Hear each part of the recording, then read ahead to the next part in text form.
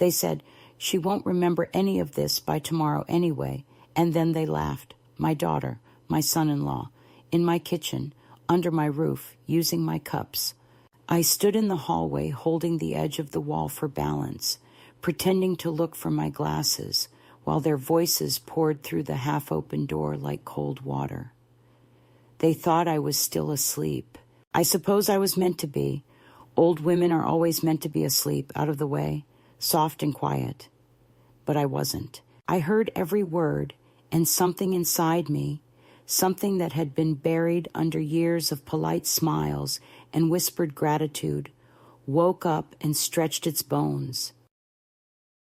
I am 81 years old, and I live in the house I built with my husband 45 years ago. The one with the lemon tree that never stopped blooming even after he died. After my stroke last winter, Anna insisted I move in with her for a while. She said, "Just until you get your strength back." She called it temporary, the way people call rain a drizzle when it's already flooding the yard. I agreed, because I was tired, because hospitals make you soft, because she looked at me the way daughters look at broken things. I packed a single suitcase, left my plants with the neighbor, and told myself it would be good to hear laughter in the mornings again. But laughter changes meaning when it's not meant for you. They were laughing about the pills I take, about the way I forget the kettle on the stove, about the night I called Anna Margaret, my sister's name, by mistake. They turned it into a little comedy, something to share over coffee. "She's fading," he said, and she answered, "I know, it's time."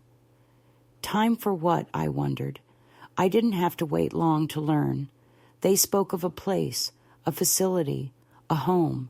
Such gentle words for such cold intentions. "It'll be easier once we sell the house," he said, and she murmured something about market value. My name was a transaction in their mouths. I didn't cry. I didn't even breathe. I reached for my phone on the counter and pressed record. I didn't know why at first. Instinct, maybe. Or the way women like me learn to collect proof because no one believes feelings. The red light blinked silently while they planned my erasure. When the conversation ended, I returned to the kitchen, shuffling my feet so they would hear me coming. Anna smiled, the same rehearsed curve of lips that had once belonged to a little girl asking for permission to stay out late. "Morning, Mom," she said, her tone sweet enough to rot the air. I smiled back. I asked for tea. I thanked her husband for helping me up the stairs the night before. He said, "Of course, always happy to help," and I noticed how he avoided my eyes. Guilt leaves a shadow, even under bright kitchen lights. I sat at the table, hands steady around the mug, pretending not to notice the silence that followed, the way their conversation evaporated as if I'd brought winter into the room. The day passed like any other, the television too loud, the smell of disinfectant clinging to everything, my knitting needles clicking through endless rows. But underneath that routine was a hum, low and electric. I'd heard the truth, and now I carried it like a secret stone in my pocket. When they left for the grocery store, I played the recording again. The sound of Anna's voice, measured, decisive, clinical, was worse than I remembered. "We'll tell her it's just respite care," she said. "She'll adjust eventually." Respite, as if I were a chore that needed a weekend off. In the evening, when they returned, I was sitting by the window, watching the streetlights bloom. Anna kissed my forehead, her perfume too sharp. She said, "How was your day, Mom?"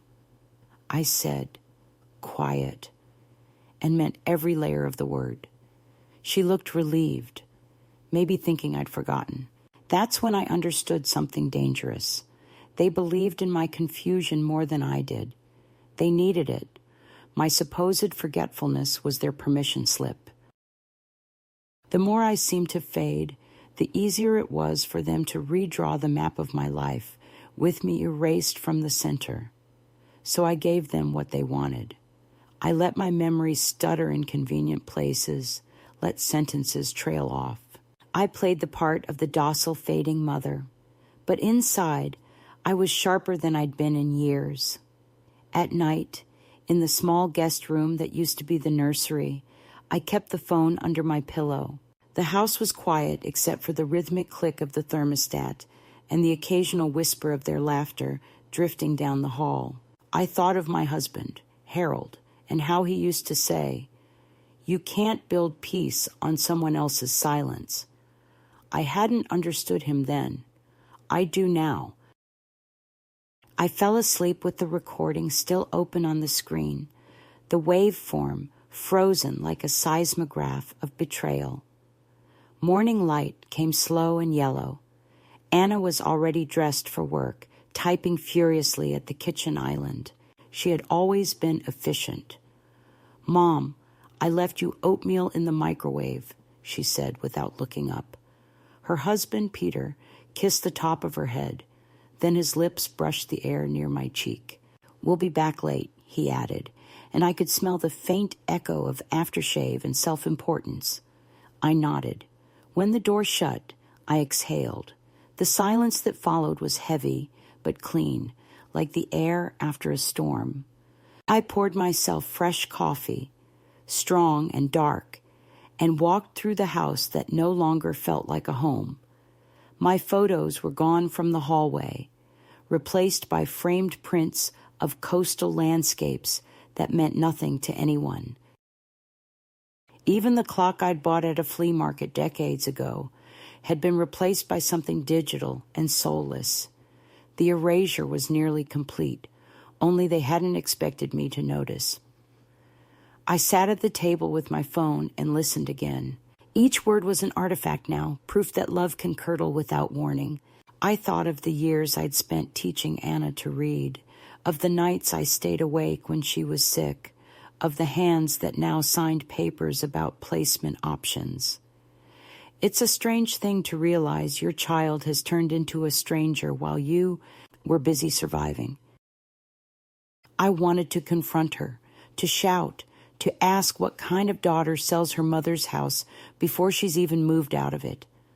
But then I remembered the look on her face that morning, composed, confident, certain she was doing the right thing. Maybe that was the worst part. They always believe it's mercy when they push you aside.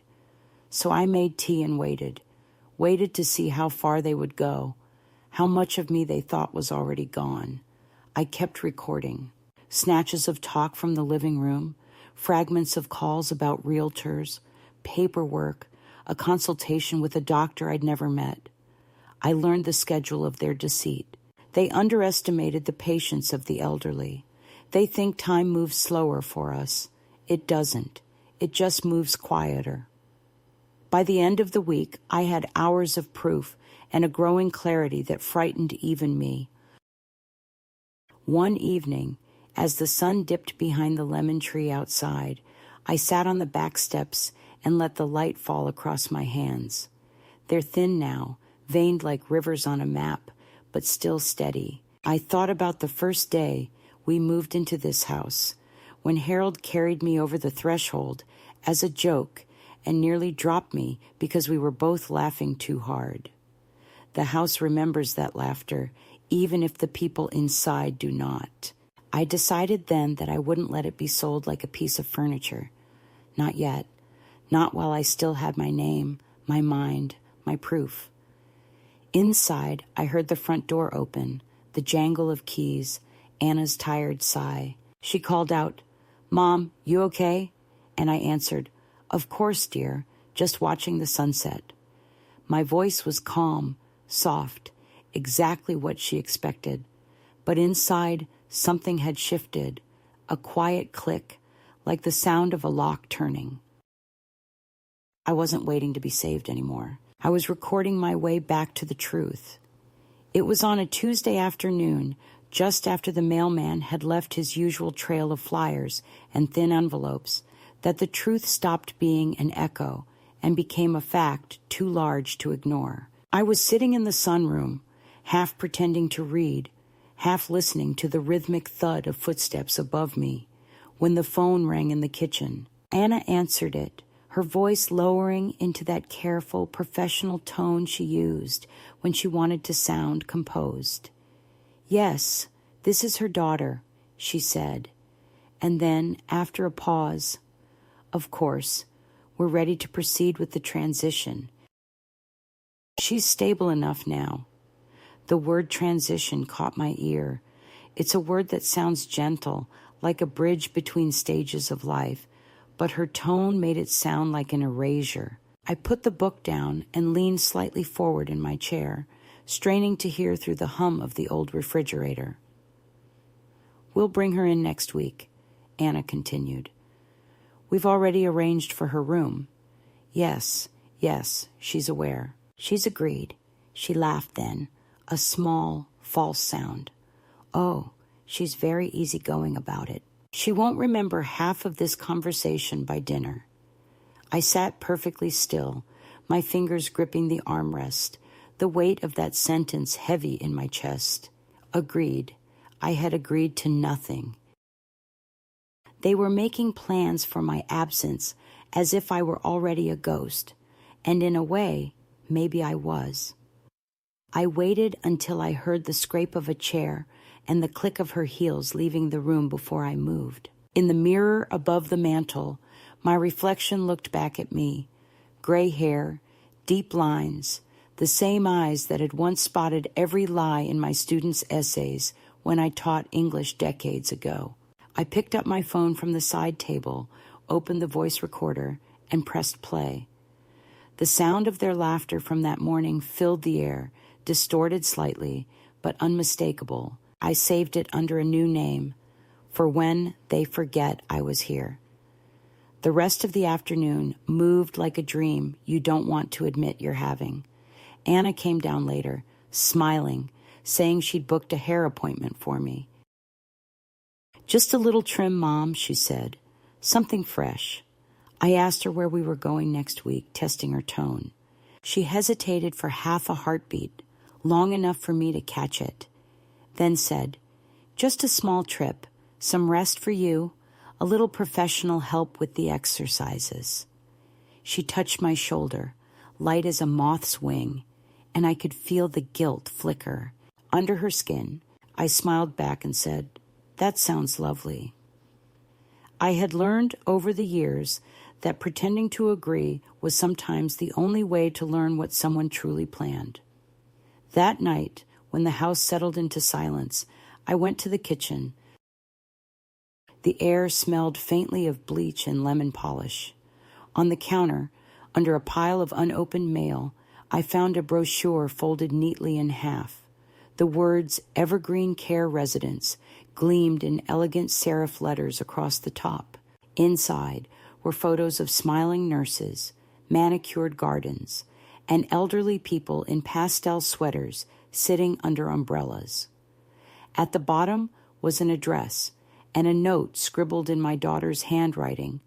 Deposit confirmed. Move-in date, 12th.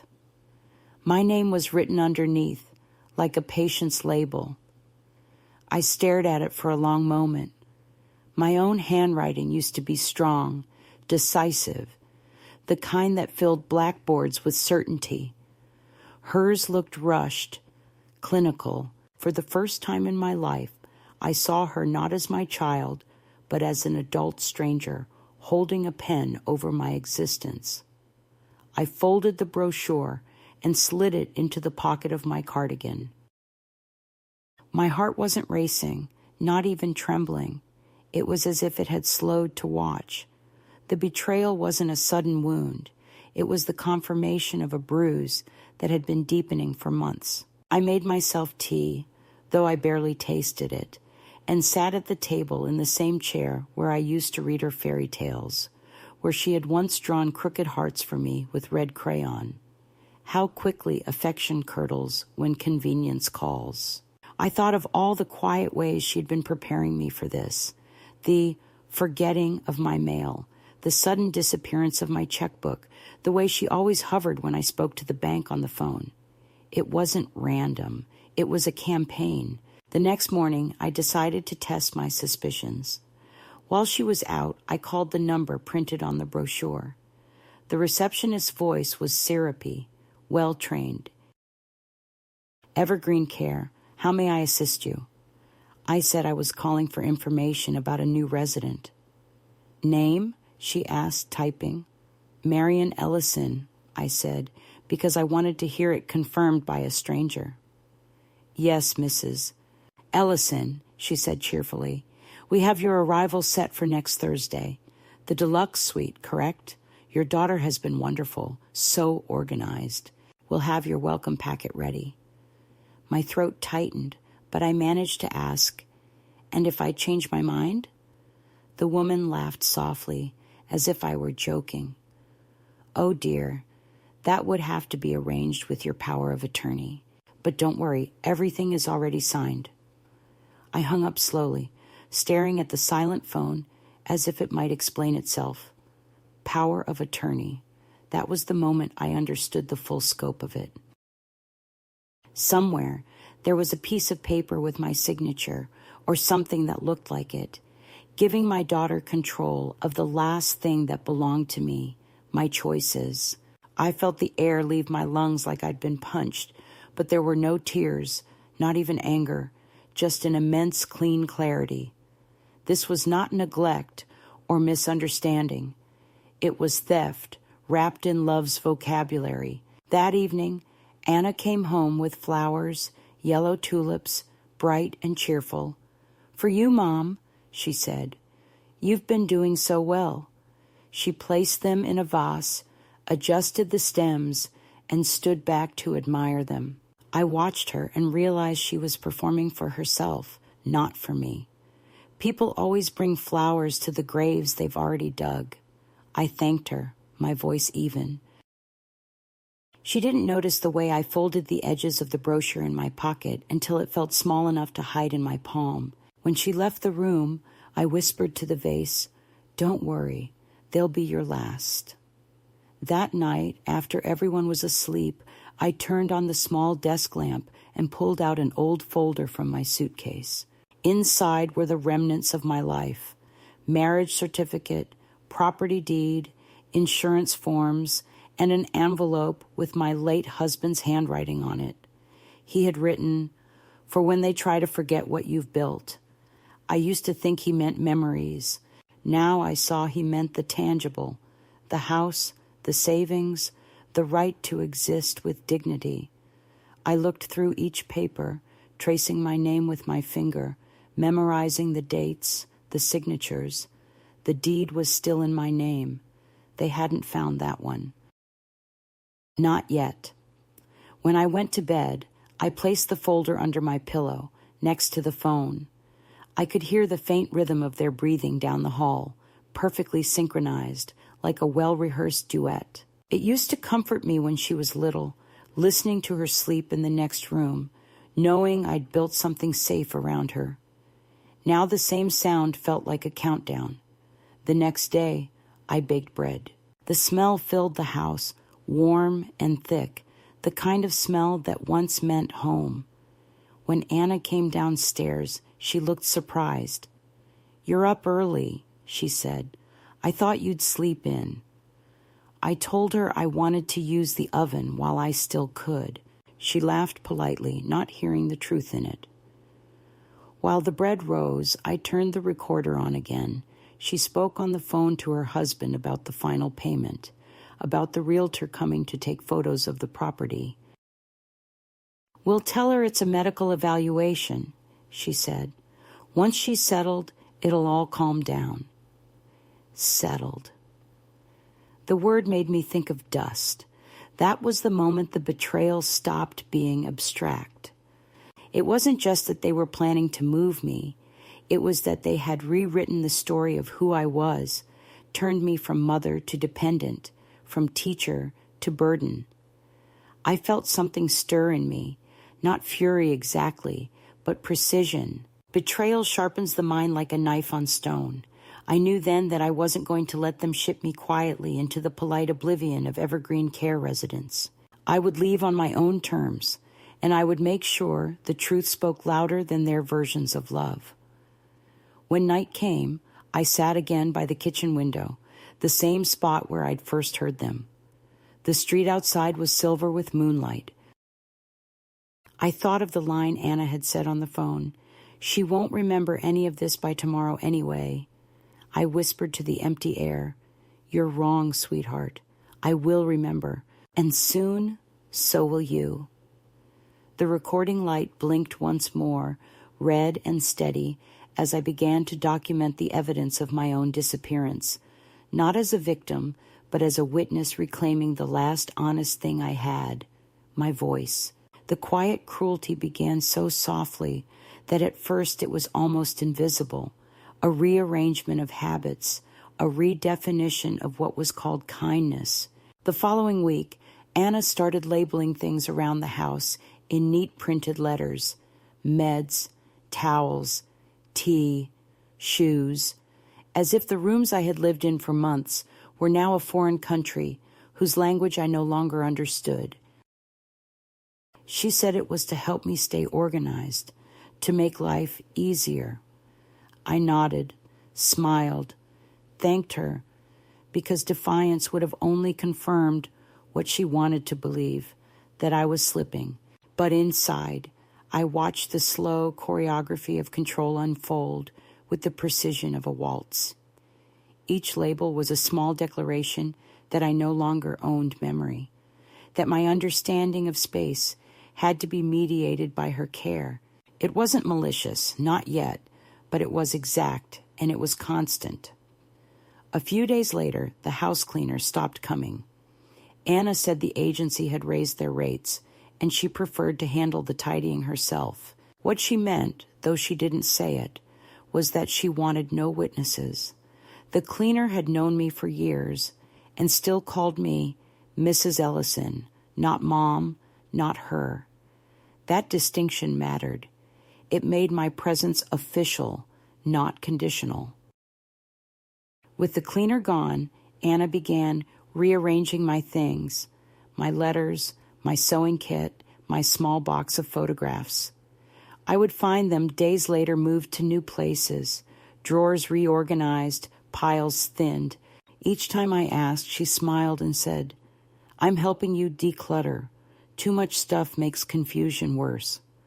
I wanted to tell her that confusion didn't come from objects, but from people who rewrote reality until you doubted your own eyes. Peter was subtler. He had the kind of politeness that bruises without touch. He would call from the doorway, "You all right in there, Marion?" Never entering, never sitting, just checking as one checks the thermostat. When I tried to speak to him, he always had an errand, a call, a meeting. He left the room like a man escaping a story he didn't want to hear. But sometimes I caught him watching me, not with cruelty, but with calculation, as if assessing whether I was still capable of doing damage. I knew that look. I'd seen it in board meetings decades ago, in men deciding which woman could be talked over without consequence. Meals became quieter. At dinner, Anna and Peter spoke to each other in half conversations, full of unfinished thoughts that excluded me by design. They spoke about logistics, timelines, final arrangements. I would lift my fork slowly, chew deliberately, nod at intervals. The air at that table had the flavor of performance. They wanted to see how I would behave, whether I would forget, whether I would slip. But I had learned to move through their silence the way an actress moves through fog, gracefully, unseen, but never lost. The recordings on my phone multiplied. Every night, after they went to bed, I would sit in the small circle of lamplight in my room and listen to the fragments, the sound of papers rustling, Anna's low voice saying, "She'll sign whatever we put in front of her." Peter's answer, "Just make sure she takes her pills first." There was no rage in his tone, just the cool efficiency of someone managing a project. It made me shiver, not because of what they said, but because of how ordinary it sounded. Betrayal isn't always dramatic. Sometimes it's administrative. One morning, I woke to find my house keys missing from the hook by the door. When I asked, Anna said lightly, "Oh, I put them somewhere safe. You don't need to worry about locking up. We've got the security system now." I wanted to laugh because that was the moment it became clear who was being locked in and who was being locked out. I told her I trusted her completely. The lie tasted metallic, but it slid out easily. Trust had become my camouflage. Later that day, the mail arrived. I noticed Anna took the envelopes straight from the mailbox and sorted them herself before bringing me a small, neat pile. I recognized my own handwriting on one envelope that she didn't include, a letter from my bank. I said nothing, but the next morning, when she left for errands, I went to her office and found it sitting unopened in a drawer. The sight of it, a simple envelope with my name hidden like contraband, made my stomach turn. I took a photo, slid it back, and whispered to the quiet room.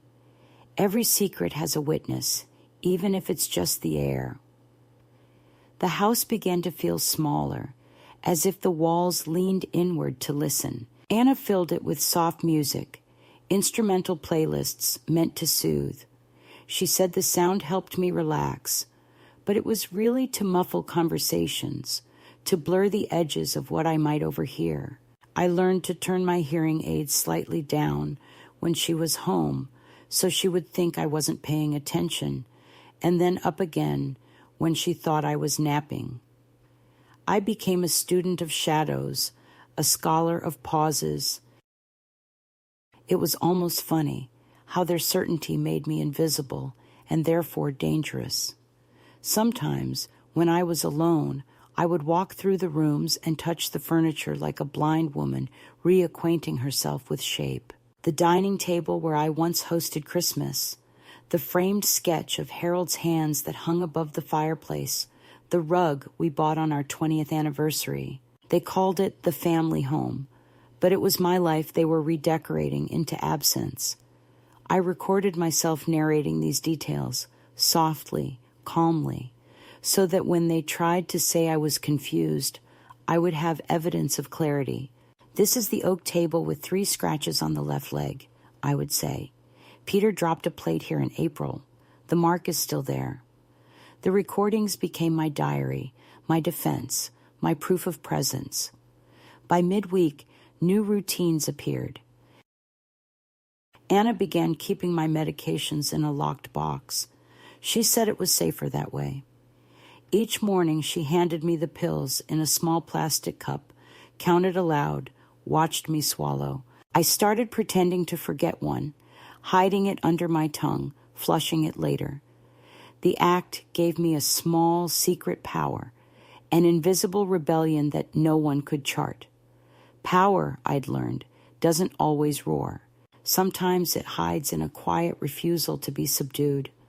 The day they called the notary, the air in the house changed.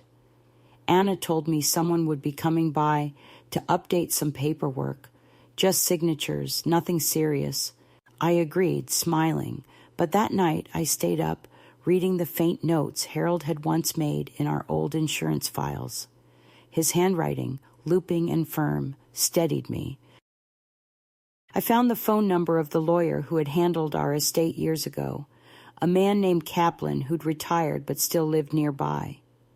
The next morning, while Anna was out, I called him.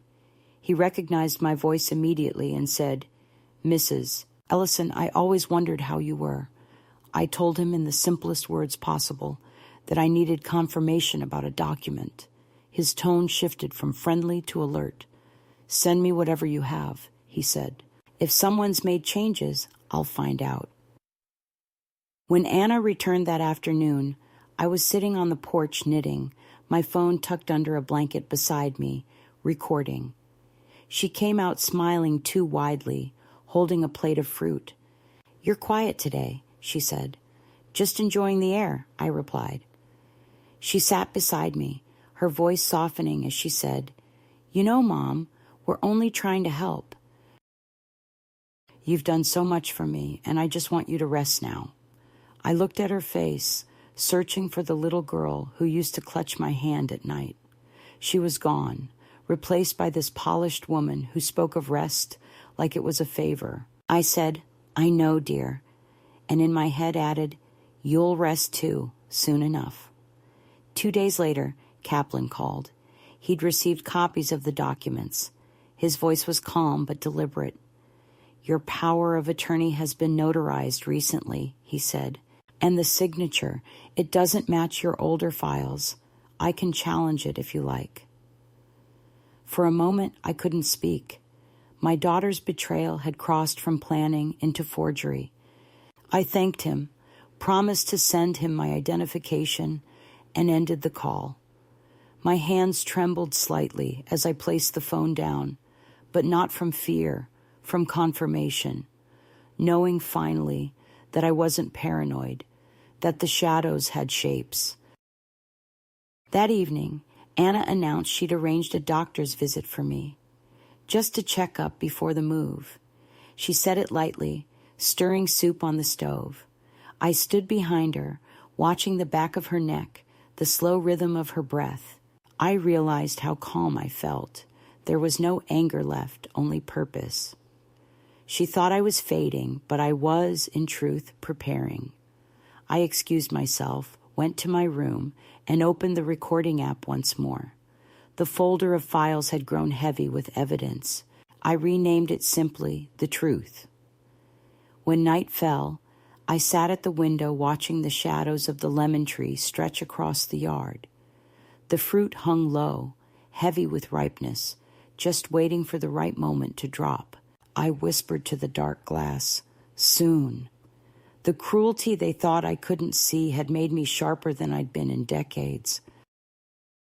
I had begun to understand that surviving at this stage of life was less about endurance and more about timing, knowing when to act, when to stay silent, and when to let gravity do the work. The recordings were my weight now, and I would let them fall when the moment was right. It was on a Wednesday morning when the first real shift happened, not loud or sudden, but as a small click inside me, the sound of a lock I hadn't realized was waiting to open. The house was silent except for the hum of the refrigerator and the faint murmur of a podcast playing from Anna's phone somewhere upstairs. She had gone to take a call in her office, and Peter was at work, so for the first time in days, I was alone. I stood in the kitchen, the light from the window falling in a clean square on the tile floor, and I felt that stillness settle around me like an invitation. I poured coffee, real coffee this time, not the weak blend Anna preferred, and sat at the table with my folder of documents. I laid everything out like a puzzle: the deed, the will, the insurance papers, the bills with my name, the envelope from Harold's handwriting, faded but strong. Every piece of paper was a fragment of my existence, proof that I had lived, built, earned, signed, chosen.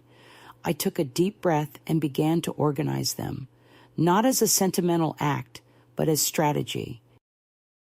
If they thought they could erase me with a signature, they would have to face the full architecture of what I had built first. I called Kaplan again, this time using the speakerphone, so my hands were free. His voice came through warm but firm, the voice of a man who had dealt with too many quiet injustices. I told him about the forged signature, about the planned transition, about Evergreen Care residents. He listened without interrupting, only making small sounds of understanding. When I finished, he said, "Mrs. Ellison, what they're doing isn't just unethical, it's criminal. But you need to be careful now. Don't confront them yet. Let me prepare a statement and secure your assets. And most importantly, don't sign anything." His calmness steadied me. For the first time in months, I felt that the world hadn't entirely turned its back. There was still a line of defense, invisible but present, a boundary I could rebuild. After the call, I went outside into the garden. The lemon tree was heavy with fruit, branches bending under the weight. I picked one, inhaled the scent, sharp and clean, and for a moment I remembered what life used to taste like before it became something to survive. I squeezed the juice into a glass of water, drank, and felt the sourness wake something in me. I realized that I had been living in reaction for too long, waiting for the next wound, the next decision made in my name. I didn't want to just endure. I wanted to reclaim. That thought frightened me because it required something more dangerous than anger. It required action. That afternoon, I began to make lists. I wrote down the names of people who still remembered me, not as a burden, but as a person. The neighbor across the street, old Mrs. Blanchard, who had borrowed my ladder every spring. The church secretary, who still sent me Christmas cards. The librarian, who always greeted me by name. I wasn't sure yet what I would do with the list, but writing it made the world expand again beyond the narrow perimeter of Anna's control. I could feel the walls of this house, her house now, according to her paperwork, loosening their grip around me. I had allowed her to narrate my days, but that story was about to end. Later that evening, Anna came home early, smiling in that tired way of people who are managing an image. "You're up and about," she said. "That's good. I was worried you'd overexert yourself." I told her I'd been sorting papers, that I wanted to get organized before our trip. Her eyes flickered with a brief panic that she quickly smothered. "That's wonderful," she said. "I'll help you tomorrow." I smiled. "No need, dear. I'm already done." She hesitated, then nodded, pretending relief, but I saw the tension in her jaw. She left the room soon after, and I sat there sipping tea, thinking how easy it was to make her nervous now. Control, I realized, is fragile. It relies on the illusion that the other person has surrendered. The next morning, I woke before dawn. The air was cool, filled with that quiet just before light arrives. I made myself toast and coffee, dressed in a navy blouse that had belonged to a different version of me, the woman who once led meetings, who knew how to speak and be heard. At 7, I left the house. My heart was steady, not fast, but deliberate. The walk to Kaplan's office was longer than I remembered, and I had to rest twice, but every step felt earned. When I arrived, he met me himself, holding the door open. "You made it," he said with a small smile. "Of course," I replied. "I've been underestimated before." We spent 2 hours going through documents. He confirmed that the property transfer had been filed but not finalized, that the power of attorney was contestable, that the account in my name was still active. "You still have control," he said, looking directly at me. "They don't know that yet, and I suggest you keep it that way." He printed new forms, revocation statements, financial authorizations, a temporary guardianship directive in my own handwriting. I signed them slowly, carefully, making sure each curve of my name was deliberate. When I finished, he said, "This gives you leverage. Now you decide what happens next." Those words, simple as they were, felt like oxygen. When I returned home, Anna was waiting in the kitchen, her arms crossed, her smile too bright. "Where were you?" she asked, casual but sharp. "Just a walk," I said. The weather was kind. She studied me for a moment, maybe noticing something new in my posture, something she couldn't name. "Next time, leave a note," she said. "You had me worried." I nodded, murmured an apology, then turned to make tea. My hands didn't tremble. She watched me for a while, then retreated upstairs, her heels clicking like punctuation. That evening, I sat in my room and opened the recordings again. I listened not as a wounded mother, but as an investigator. Each word, each pause, each careless remark became evidence. I began to transcribe them by hand, filling pages with their voices, creating a record that no one could dismiss. The act was slow, methodical, grounding. When I wrote, I felt less like a victim and more like a witness reclaiming authorship. It struck me that all my life I had told stories for others, my students, my daughter, my husband, but never for myself. Now I was finally writing the only one that mattered. In the days that followed, I moved differently. I walked through the house with quiet ownership, touching the walls not as farewell, but as reminder. Anna must have sensed it because she began to hover again, asking unnecessary questions, suggesting rest. "You seem distracted lately," she said once. "Is everything all right?" I smiled. "Everything's clearer than ever." She didn't know what that meant, and I didn't explain. Sometimes clarity looks like madness to those invested in your confusion. On Saturday, I decided to visit the bank. I told Anna I needed new knitting yarn, and she offered to drive me, but I insisted on walking. She hesitated, then relented.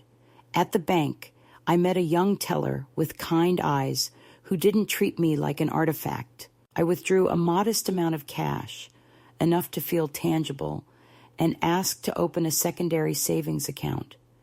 She helped me fill out the forms without condescension, calling me Ms. Ellison in a tone that made me remember I still had a title beyond mother.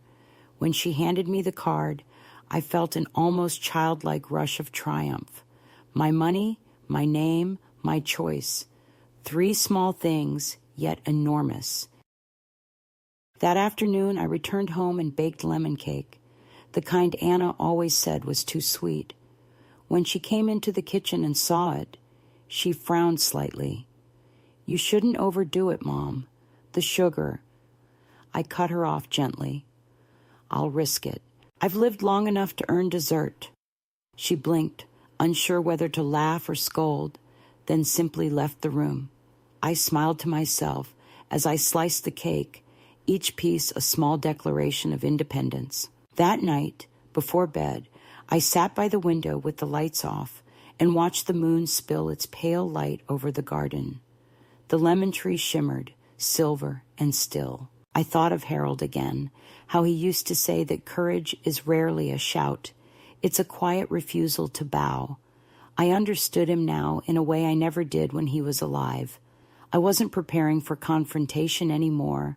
I was preparing for reclamation. The difference was everything. I wasn't simply protecting myself from them. I was retrieving the parts they had tried to confiscate, my agency, my proof, my voice. When I finally lay down, the house creaked softly around me, familiar and alive. I could hear Anna moving in her room, the faint murmur of her voice on the phone, perhaps speaking to Peter about the next phase of her plan. I smiled in the dark, not bitterly, but with a strange tenderness. Let her plan. Let her think I'm fading. Tomorrow, I would meet with Kaplan again and set the next steps in motion. For the first time in a long while, I felt something that almost resembled peace, not the peace of surrender, but the peace that comes from knowing that the story others have written for you is about to be rewritten, word by word, in your own hand. The pressure found me first as a polite knock, the kind that announces itself with manners so it can pretend it isn't a shove. And when I opened the door, there stood a woman in a dove-gray cardigan with a clipboard pressed to her chest and a smile. That looked laminated, the sort of smile that makes you feel you've already agreed to whatever comes next because she has decided you have. She introduced herself as a nurse from the clinic Anna liked to cite when she needed an authority, and she said she was here for a brief cognitive assessment before my restful stay. Her tone smoothed with syrup as she added that these visits were routine and nothing to worry about, and while she spoke, I watched the sunlight slide over the stair rail and felt my back lengthen an inch because the moment I had been practicing for in the quiet of my room had finally arrived. I told her to come in and sit. I offered her water. I tilted my head like a curious bird when she asked me what day it was and who the president was, and could I subtract 7 from 100 and keep going. And I answered each question slowly, not because I could not move faster, but because I wanted to watch her face, register the discomfort of a script that was not landing where she had been told it would. And when she switched to the supposed surprise portion of the performance and asked me to sign a consent form acknowledging the transition to Evergreen, I smiled and asked for my reading glasses, then let her hold the paper while I read every line aloud as though I were the teacher again, and the room were full of teenagers who assumed I would be easy to deceive. I told her I would not be signing anything that day, not without my attorney present, and I watched her eyes flick to the stairs where Anna now stood, holding a folded dish towel like a white flag that wasn't, and the nurse cleared her throat and said, Of course there's no pressure at all.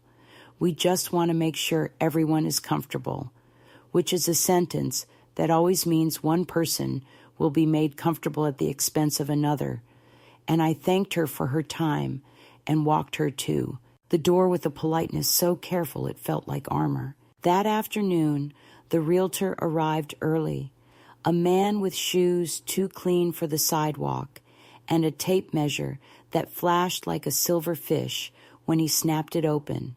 And while he spoke with Anna in that breezy tone, salesman reserved for people who believe. Good taste is a personality. I drifted through my own living room and stood near the piano where I used to place a glass of wine when Harold played the same 3 chords and called it jazz, and I let the realtor take his photographs of the sunroom and the crown molding and the lemon tree that cast lacework shadows on the kitchen wall.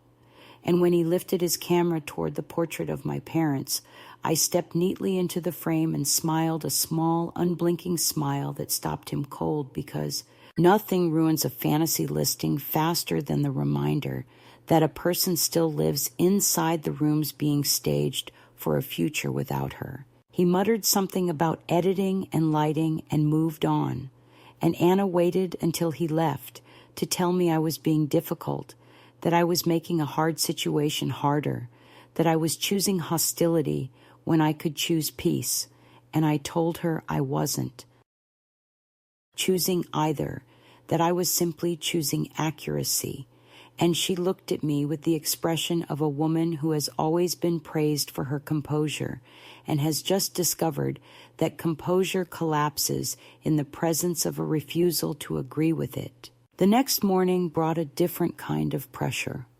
bureaucratic rather than curated, announced by a business card with an eagle on it and a knock that sounded like someone timing themselves. And when I opened the door, there stood a man and a woman from Adult Protective Services who said there had been a report of possible self-neglect and financial confusion, the words arranged carefully to appear helpful, while their badge lanyards did the scaring. I invited them in. I offered the same water I had offered the nurse, and I watched their eyes move across the room with that practiced scanning motion, noting the vacuum lines in the carpet, the tidy stack of books on the coffee table, the lemon cake. Under a cloche, the pill dispenser neatly labeled with the correct dates, and I let them ask their questions about bills and medications and relationships and risk. And then I set my folder on the table as if placing down a hand in a card game that had gone on too long, and I showed them the deed and the insurance and the bank letter and the revocation forms Kaplan and I had filed 2 days earlier. And when the woman asked whether I had anyone I trusted to verify my account, I dialed Kaplan on speaker and handed the phone to her so she could listen to his measured voice explain the forgery investigation and the contested power of attorney, and while he spoke, a stillness moved across the room like shade crossing a field, and the APS man softened noticeably, and the woman's questions shifted from implication to concern, not for me, but for the fact that someone had sent them here, expecting to find a crumbling ruin, and instead they had found an old house with a strong foundation and a resident who still knew how to hold a pen. When they left, they told me I could call any time, that they were there to protect people like me, and I thanked them and closed the door and leaned against it for a breath, because even victories are heavy when you are carrying them at 81. By evening, the house had a different temperature, the kind you notice when a storm has changed its mind and decided to circle back. Peter came home tight around the mouth, not angry exactly, but calculating, and he set his briefcase on the counter and asked how my day had been, with an extra layer of carefulness that made the question feel like a test. And when I told him it had been instructive, he pretended not to understand, then said he had booked a dinner for us all to talk things through like adults, since apparently there had been communication issues. And I thought of all the ways people decorate wrongdoing with vocabulary and decided to be generous with my silence for one more night. At the restaurant he chose, a place with linen napkins heavy enough to be bandages, he ordered for the table in the confident voice of a man who believes making decisions is a substitute for ethics. And when the appetizers arrived, Anna begun her speech, the one she had coached in the mirror, about her fear and her love and her exhaustion and her duty. And I listened without interrupting, because I am old enough to know that interrupting a performance only turns you into part of it. And when she finished, I set my fork down and told her that fear and love and exhaustion and duty are not the same as right, that convenience is not a synonym for care, and that if she wanted my trust, she would have to begin by telling me the truth she had been withholding, starting with the forged signature. She blinked like someone caught in a camera flash, and Peter cleared his throat and said the words mistakes were made, and I laughed, a small sound that did not rise above the clink of glass, and said that the language of committees had no place at a table like this. The next morning the house woke early, and with it my resolve. I told Anna I would like to visit Evergreen, to see for myself the place she described with so many adjectives, and she brightened as if this were an admission of defeat, as if my willingness to look were my willingness to surrender. She drove like a woman relieved to be nearing the end of a complicated task, and when we arrived, I let her do the talking at the front desk.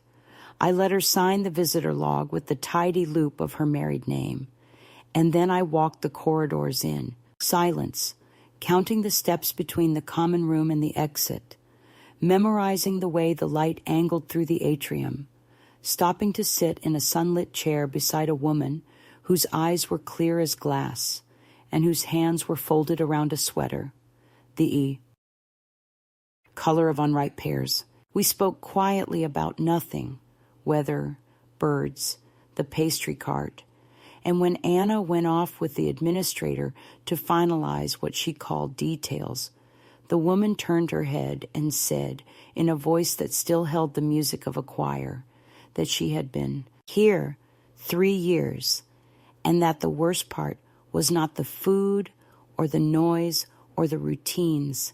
It was the feeling that every day had been pre-approved, stamped, and sorted before she woke, and that no one asked her what she wanted after the first week, because it became easier for them not to.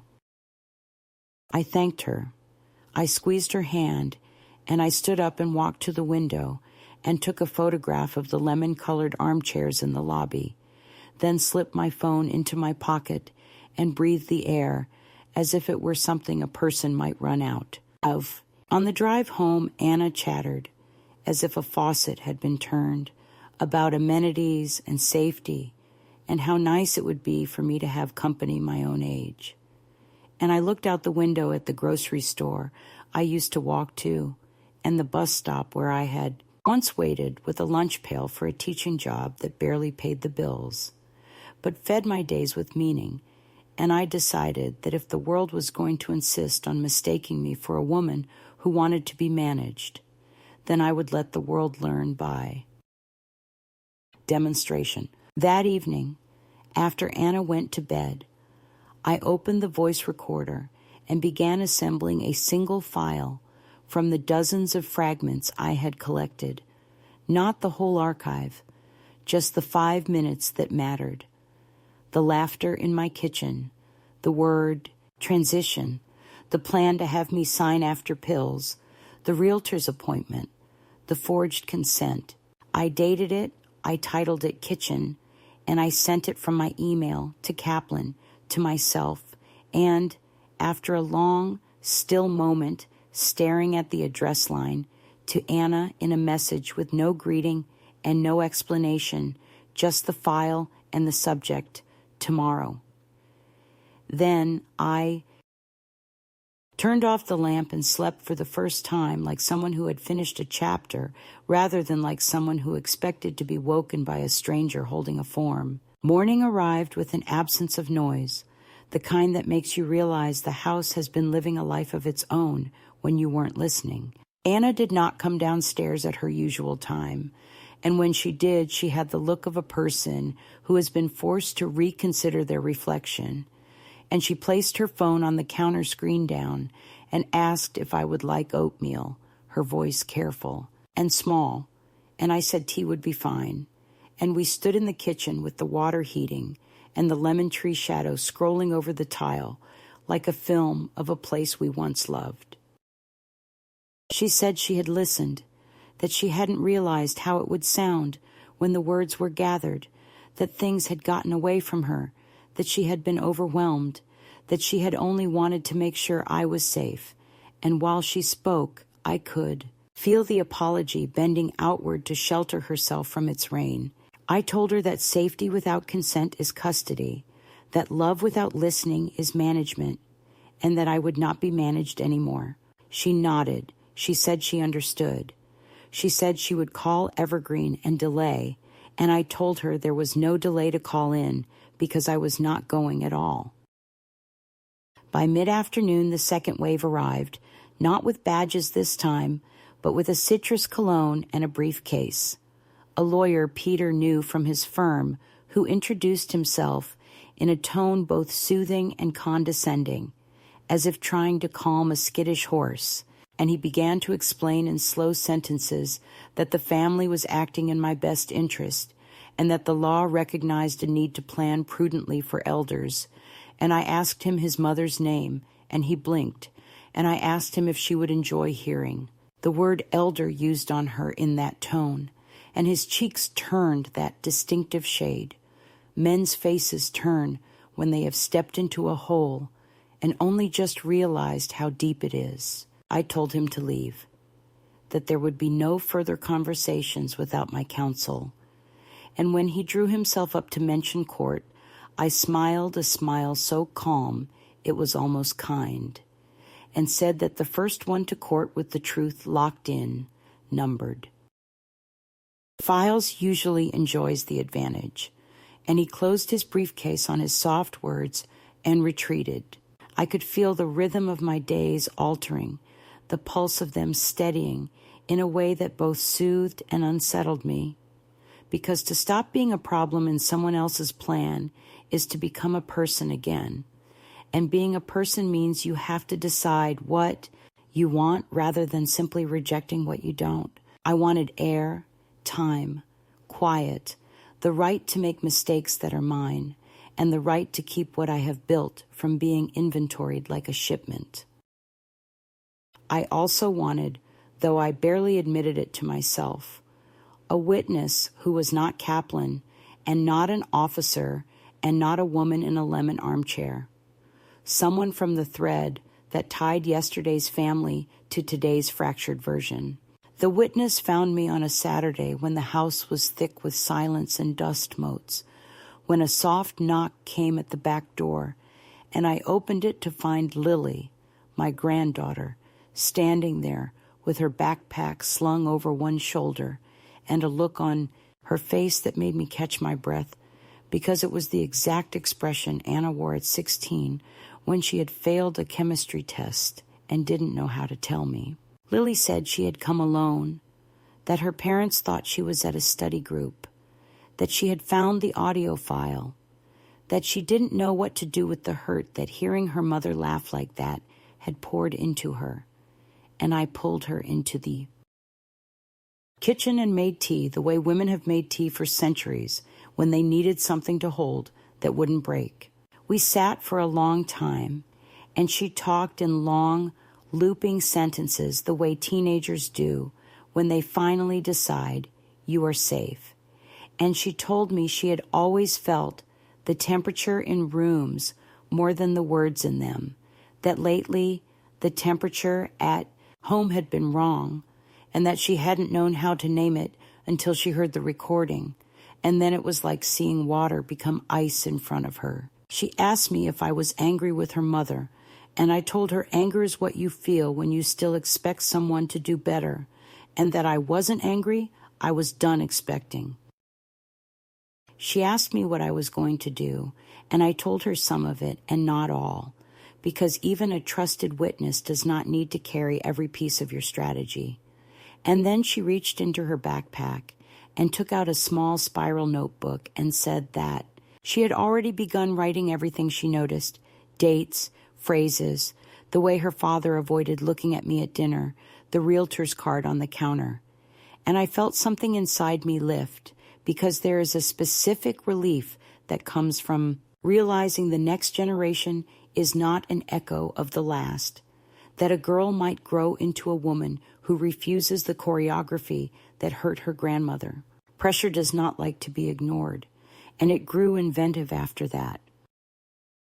The power went out in the back half of the house accidentally, twice, both times when I was in my room working through my documents, and the replacement of light bulbs became a conversation about safety that turned into a conversation about frailty, that tried to become a conversation about readiness, and each time I let the words float past me like a stream carrying leaves, because I had decided that not every cast line deserved a fish. The pharmacist called with a question about my dosage schedule that I had never changed, and when I walked down to the pharmacy myself, cane tapping and shoulders squared, the woman behind the counter apologized and said that someone had called to authorize a consolidation of prescriptions under my daughter's name.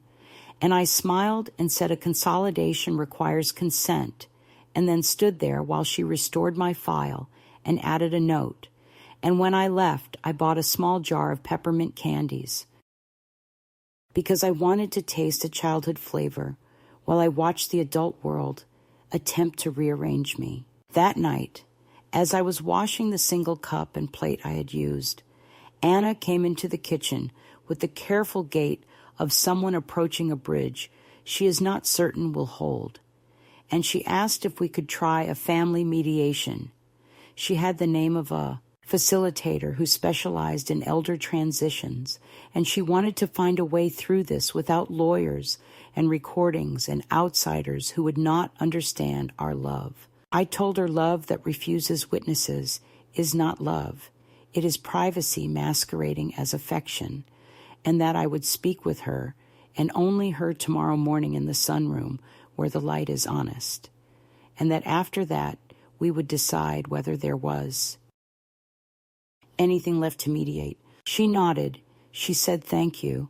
She looked suddenly very young, and when she left the room I steadied myself against the sink, because clarity, while clean, is not soft. Before dawn, I woke with the sense of a hand on my shoulder, though I was alone, and for a few seconds I thought of Harold, the way I do sometimes when the house sighs and the lemon tree taps the window, and I let myself imagine he had come to say that.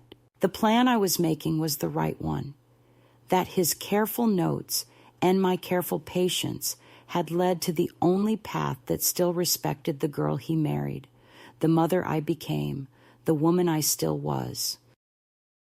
When the sun climbed the wall, I made coffee and set 2 cups in the sunroom, though I knew Anna would bring her own. And I arranged my folder, not like a threat, but like a place setting, and I waited. She arrived with wet hair and no makeup, and sat without her usual balancing act. No phone face down, no fingers tapping, just a woman pinched by her own reflection.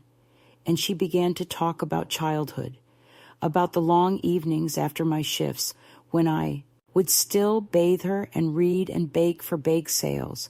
And she cried when she told me she had felt invisible for stretches, and I cried too, because invisibility is a family trait that harms everyone who inherits it. And I told her the truth I had been avoiding, which was that I had mistaken sacrifice for love, and then demanded it back as gratitude. And the room felt briefly like a church where confession does not remove the need for repair, but makes it finally possible to name. Then the conversation turned, as all hard conversations do, to the ledger of harm. And I placed the audio transcripts between us, and I told her I would not go to Evergreen, that I had revoked any authority she or Peter claimed, that Kaplan was prepared to file, and that if she or Peter attempted another administrative cruelty, I would treat it as such, not as a family misunderstanding. And I watched the muscles in her jaw unclench and then tighten again as she learned how to hold 2 truths in the same mouth, that she loved me and that she had done me harm. She asked whether there was any path forward, and I said that forward for me meant away. Not because I wanted to punish her, but because I wanted to live the remainder of my years without turning each morning into a negotiation. And I think in that long suspension that followed, she understood. By dusk, I had a text from Lily that said simply, "Here if you need me," and a voicemail from Peter that did not ask me how I was, but warned me about reputations and finances, and how stories get told in neighborhoods with long memories.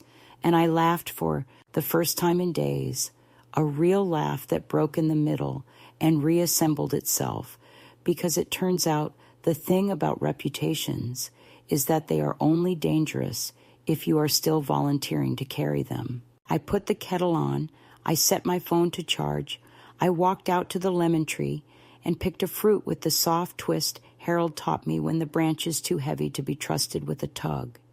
And I stood in the blue air and felt the pressure gather itself for another attempt, and I felt myself steady in a way that did not depend on anyone else's permission. I had proof, I had a plan, I had a witness with a spiral notebook, and I had a name that still looked like mine in ink. The next move would be theirs, but the next decision would be mine. And there is a difference so profound that once you feel it, the world, which has not changed, appears new. The morning it happened was so ordinary that it disguised itself as nothing at all. A Tuesday glazed in sunlight and the smell of toast. The kind of day that would pass unnoticed in most people's lives, but which for me held the quiet voltage of an ending and a beginning folded together. Anna was at work, Peter too, and the house was still, filled with that half-life hum of appliances and dust that only a person who spends hours alone can hear. I stood in the kitchen with my coffee cooling beside the sink, the lemon tree's shadow painting its branches across the counter like a script waiting to be read, and I felt something settle inside me, an anchor, not a weight. I had waited long enough for permission, for a peace that was never going to be offered, and I understood that what I was about to do wasn't revenge or rebellion. It was a return, a homecoming into my own authority. The decision had been maturing in silence ever since the morning in the sunroom when Anna's apology trembled like a candle's flame. Beautiful, but insufficient, because some things, once broken, don't mend. They transform. I had rehearsed my route, gathered my evidence, packed what I needed, documents, identification, the backup copies of the recordings, the new bank card, a few clothes, the photograph of Harold with his head thrown back in laughter, and a lemon plucked, that morning still slick with dew. Each item was a compass pointing toward the same destination, elsewhere. I moved slowly through the rooms, not hiding from memory, but naming it, as if saying goodbye in a language that only the house and I understood. I touched the piano keys, the groove in the banister, the window ledge where Lily had once lined up her toy horses, and I whispered thank you under my breath, not to the people who had failed to see me, but to the spaces that had witnessed me anyway. By 10 o'clock, I was ready. The cab I had arranged with Kaplan's assistant, Marjorie, was due at 10:15. She had found me a temporary stay in a co-housing community 2 towns over, a place called Linden Row, an old converted boarding school where women my age lived independently, shared gardens, and ate together when they wanted to, or not at all when they didn't. It was not a facility, not a residence, not a euphemism. It was life, scaled correctly. The knowledge that such places existed was a small miracle in itself. I had not told Anna. I owed her no explanation. There are departures that require silence to protect their truth. At 10:05, I heard footsteps on the porch, too light for the mailman. I froze, half expecting Anna, but when I opened the door, it was Lily, flushed from her walk, her hair loose around her shoulders. "I wanted to see you before school," she said. I smiled, though something inside me cracked. She was the only part of this house I would miss. "I'm leaving today," I told her. Her eyes widened, but she didn't ask where, only nodded as if she'd been waiting for this announcement, perhaps knowing that when the recording was sent, it was not only her mother who had heard a truth that couldn't be unsaid. "Do you need help?" she asked. I handed her a small envelope addressed to her name. "Keep this," I said. "It's not money. It's memory. If anyone ever tries to tell you stories about me that don't sound like me, you'll have the truth here." She held it tight, like a relic. "Will I see you again?" she asked. "You will," I said. "But when we meet next, it'll be as 2 women who chose their own lives." She hugged me, hard, the kind of hug that leaves a dent in your ribs and your heart. And then she left, and I stood in the doorway, watching her walk down the street until she turned the corner. 10:15, the cab pulled up, a neutral silver car with a driver who didn't know my story and didn't need to. I was locking the door behind me when I heard the crunch of tires on gravel, a second car pulling up fast. My body knew before my mind did. Anna. She stepped out still in her work clothes, phone in hand, face pale with the realization that she was arriving too late for something she couldn't name but already feared. "Mom," she said, breathless, her voice threaded with disbelief. "What are you doing?" I turned, calm, the suitcase already at my side. "I'm leaving, Anna, not running, leaving." Her expression shifted through a dozen emotions: confusion, panic, guilt, defense. "You can't just go. You need care, supervision. You could get lost or—" She stopped when she saw the steadiness in my face. "I'm not lost," I said. "You just stopped looking where I really am." She stepped closer, lowering her voice, as if we were in a hospital corridor again, and whispered, "Mom, people will think—" I cut her off. "Let them. People always think something. It's our family tradition, isn't it? Pretending we're saving each other while we quietly erase what doesn't fit the story." She blinked, her mouth opening, but no words forming. Behind her, the cab driver shifted, uncertain. I handed her a copy of a document from my folder, a legal notice revoking her authority over my affairs. "It's done," I said. "Kaplan filed everything this morning. The house remains mine. The rest, you can explain however you need to." She stared at the paper as if it were written in a foreign language, her voice small when she finally said, "You're really doing this?" I nodded. "Yes, because loving you doesn't mean belonging to you." For a long moment, neither of us moved. The lemon tree's leaves rustled as the wind passed through, scattering small flecks of sunlight over her face. I remembered her as a baby, asleep against my chest, the weight of her head a warm promise. I remembered the first time she lied to me about something small, a broken glass, and how easily I forgave it, not realizing that forgiveness, too freely given, can become currency for larger lies later. I felt no anger now, only a clean, expansive sadness. "You were right about one thing," I said softly. "I won't remember everything, but I will remember this." She opened her mouth again, maybe to plead, maybe to apologize, but I stepped past her toward the car. "Take care of Lily," I said, "and take care of whatever part of you still remembers me before all this." I got in the cab. The door shut with a gentle finality, like the last page of a long, overread book. In the rearview mirror, I saw her standing there, still holding the paper, her shoulders sinking, as if she finally understood that control and care are not the same language. As we drove away, the house receded behind us, smaller and smaller until it was only color and shape and memory. The road ahead bent gently, the kind of turn that doesn't threaten but promises, and I let the movement carry me forward. The driver, a man with kind eyes and a humming habit, asked if I was visiting family. "In a way," I said. "I'm visiting the version of myself I lost somewhere along the way." He chuckled softly, as if I'd made a good joke, and I smiled, because maybe, in some roundabout way, I had. The highway opened like a long breath.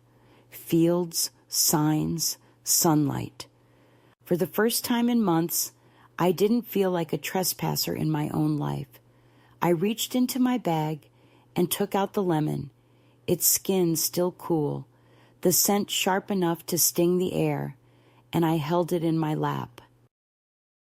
There's a superstition I used to tell Lily when she was little, that lemons absorb the truth, that if you keep one near you when you're scared, it holds your fears so you can breathe again. It wasn't true, of course, but at that moment, I wanted to believe it again. I pressed my thumb into the rind until a bead of juice appeared, bright and clean. Linden Row was smaller than I'd imagined, a brick building with ivy climbing its walls and a courtyard full of chairs that didn't match. Marjorie met me at the gate, waving her arms in that unself-conscious way of people who don't pretend. "You made it," she said. "Welcome home, Mrs. Ellison," I corrected her gently. "Just Marion," she grinned. "Then welcome home, Marion." Inside, the air smelled of lavender and bread. A few women sat reading by the window, one knitting, another talking quietly on the phone. No one asked me why I was there. No one explained rules. Marjorie showed me a small room with a view of a sycamore tree and a desk by the window. On the desk sat a small notebook and a pen. "Someone left this for you," she said, "a gift from the last tenant. She said it's for writing things down before they're lost." After she left, I sat by the window and opened the notebook. The first page was blank, waiting. I looked outside at the courtyard, at the light shifting through the branches, and I began to write. Not a letter, not a confession, but a declaration. The words came slow at first, then steadily, like water finding its path. I wrote about the lemon tree, about laughter turned to cruelty, about silence mistaken for consent, about memory as rebellion. I wrote that I had not escaped. I had arrived. And as I wrote, I felt the walls of the old life fall away, not collapsing in anger, but dissolving into air. In the evening, as the sun dropped and the courtyard filled with the low murmur of women's voices, I went outside. Someone was brewing coffee strong enough to scent the air, and someone else was playing a radio softly. I sat under the sycamore and peeled the lemon with slow, deliberate care, the rind curling in my hand like a yellow ribbon. I shared the slices with the woman beside me, who thanked me and said nothing else. We ate in silence, the kind that doesn't need filling. Above us, the first stars began to show through the dusk. I thought of Anna, of Lily, of the house, and I didn't wish it away. I simply let it rest behind me where it belonged. When I returned to my room, I pressed record on my phone one last time. My voice sounded clear, steady, older but alive. "This is Marian Ellison," I said. "It's Tuesday, and I've arrived. If anyone ever listens to this, know that the story didn't end with the betrayal. It ended with the leaving. And that, my dear, is not the same thing." I saved the file, set the phone down, and turned off the light. The room breathed with me, quiet and unburdened. I lay down, not to escape, but to rest in a life that, finally, was my own. The mornings here arrive differently. They do not begin with alarms or footsteps on the stairs or the sound of a door being closed a little too firmly. They begin with the soft crackle of light over the courtyard, the shuffle of someone watering plants, the murmur of a kettle 2 rooms away. It has been 2 months since I arrived at Linden Row, and time has taken on the texture of calm fabric, folded, worn, familiar. At first, I counted the days because that was what years of vigilance had trained me to do.